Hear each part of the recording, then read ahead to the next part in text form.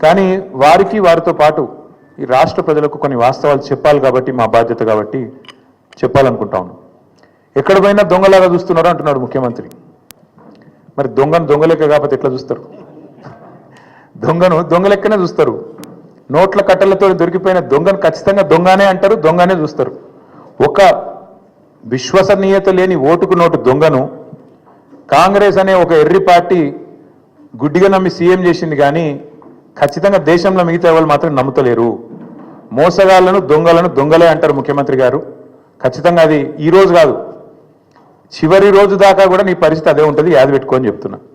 తప్పు చేసింది దొంగ చేతికి తాళాలు ఇచ్చి కాంగ్రెస్ పార్టీ రాహుల్ గాంధీ గారు.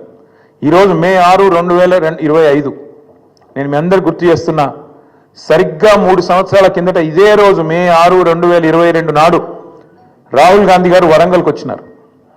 రైతు డిక్లరేషన్ అనే పేరిట ఆ రోజు రాహుల్ గాంధీ గారు చెప్పిన మాటలు 2 లక్షల రుణమాఫీ చేస్తామని, అట్లాగే రైతు భరోసా 15,000కు పెంచుతామని, అట్లాగే కౌలు రైతులకు రైతు బంధు ఇస్తామని, అట్లాగే రైతు కూలీలకు న్యాయం చేస్తామని వ్యవసాయ డిక్లరేషన్లో చెప్పి 3 సంవత్సరాలు దాటింది రాహుల్ గాంధీ గారు. అందుకే నేను అంటున్నా, తప్పు చేసింది రాహుల్ గాంధీ, తప్పు చేసింది ఏఐసిసి. దొంగ చేతికి తాళం ఇచ్చి ఇవాళ తెలంగాణ చేతికి చిప్పవచ్చే పరిస్థితి చేసింది ఖచ్చితంగా ఆల్ ఇండియా కాంగ్రెస్ కమిటీ, ముఖ్యంగా దానికి బాధ్యుడు లీడర్ ఆఫ్ ఆపోజిషన్గా ఉన్న రాహుల్ గాంధీ గారు అని చెప్పి నేను చెప్తా ఉన్నాను.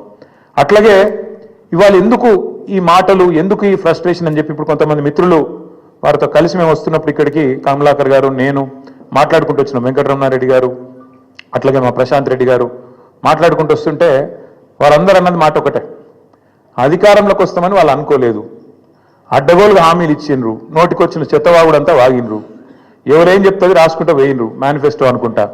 ఇవాళ ఏం చేయాలనో తెలుస్తలేదు, వచ్చినాక మొత్తం నాశనం చేసిండ్రు.